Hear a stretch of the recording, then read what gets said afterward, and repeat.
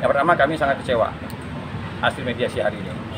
Tetapi kekecewaan kami akan tumpahkan besok. Kami akan mendaftarkan gugatan permohonan pra peradilan.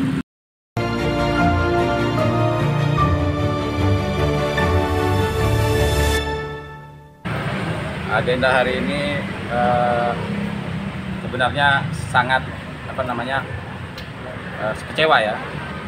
Sangat kecewa. Yang pertama begini, kami para advokat ini ya sudah mungkin bisa dibilang ratusan kali mediasi. Bahkan di sini ada mediator nih. Ini mediator nih. Jadi selain advokat dia mediator juga. Jadi tadi kami seolah-olah didesak ya, bahkan dipaksa lah.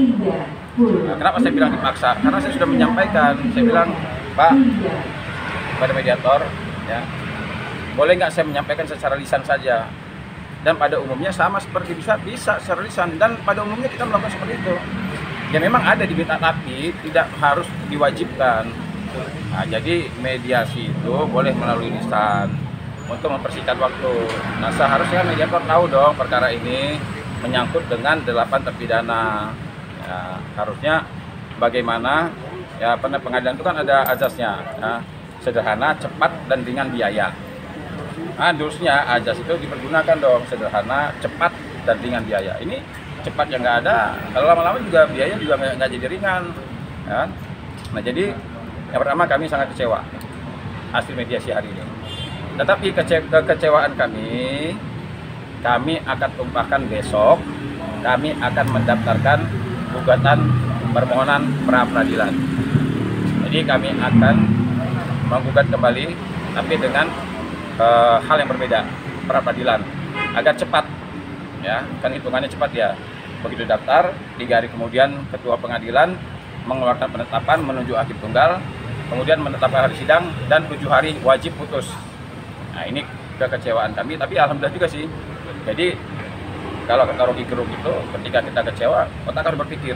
Nah, sekarang otak kan berpikir nih, apa yang harus kami lakukan terkait dengan kekecewaan ya yang disampaikan oleh mediator, sehingga menurut kami mengulur-ngulur waktu. Jadi besok jam 10 kami akan daftarkan gugatan permohonan pra peradilan. Yang kami gugat siapa? Yang pertama Pak Kapolri sebagai termohon 1, Pak Kapolda Jawa Barat sebagai termohon kedua, karena ada kaitannya nih. Ya memang ya, karena begini ya, saya juga tadi ya boleh-boleh aja dong kita menduga gitu kan. Ini kok ada apa nih dengan mediator? Kok seolah-olah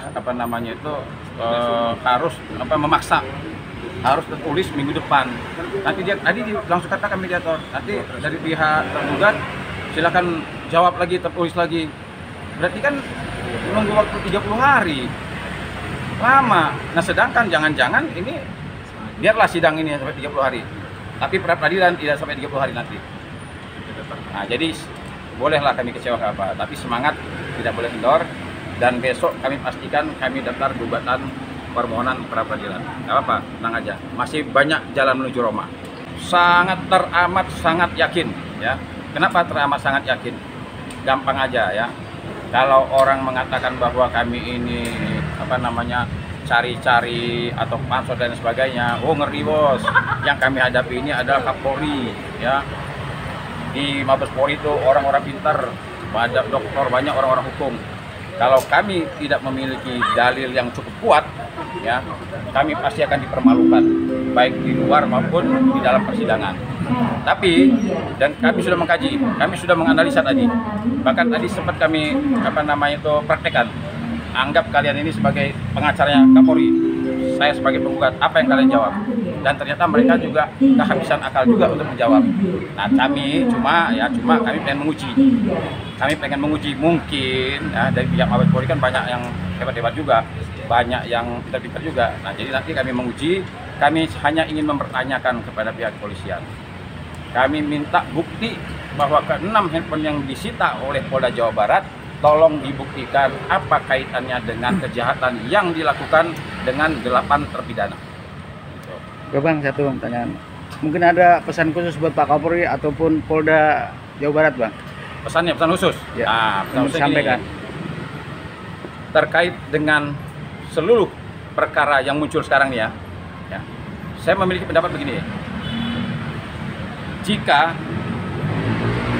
terjadi ketidakadilan di suatu wilayah, pasti akan mengancam di berseluruh wilayah. Jadi kalau seandainya ada ketidakadilan di wilayah Jawa Barat, ini akan mengancam keadilan seluruh Indonesia. Ya kan? Nah, saya ulangi lagi nih ya.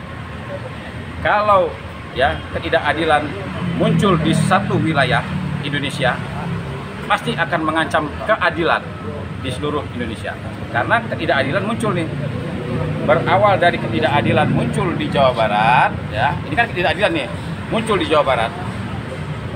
Ketidakadilan terjadi di satu wilayah akan mengancam keadilan di seluruh Indonesia. Sekarang wilayah lain, sekarang nih ada perkara di Rokan Hilir. Wah, itu ada Florentina kalau nggak salah, teriak-teriak dia manggil nama Pak Kapolri.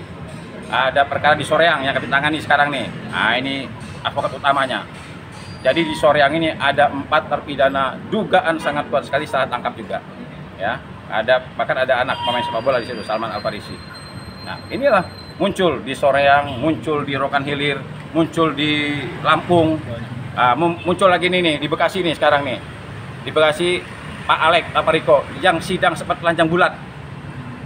Nah, artinya ketika muncul ketidakadilan di satu wilayah akan mengancam keadilan di seluruh wilayah yang ada di Indonesia.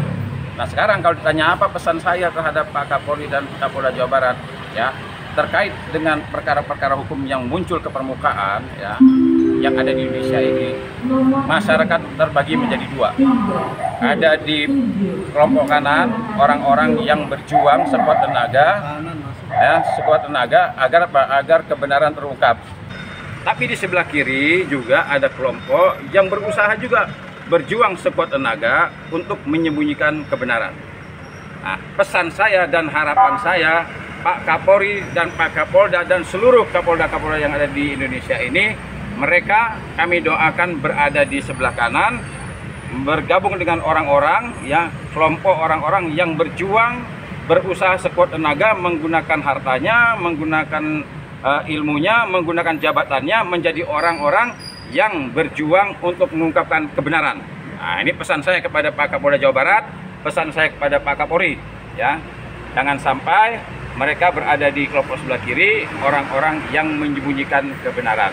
Nah, saya berharap dan berdoa supaya mereka sehat, mereka mendapatkan hidayah, mereka sadar, dan mereka berada di kelompok orang-orang yang berjuang, berusaha sekuat tenaga menggunakan jabatannya, harta, ilmu, pengetahuannya, kecerdasannya, menjadi orang yang berusaha mengungkapkan kebenaran agar lahirlah keadilan.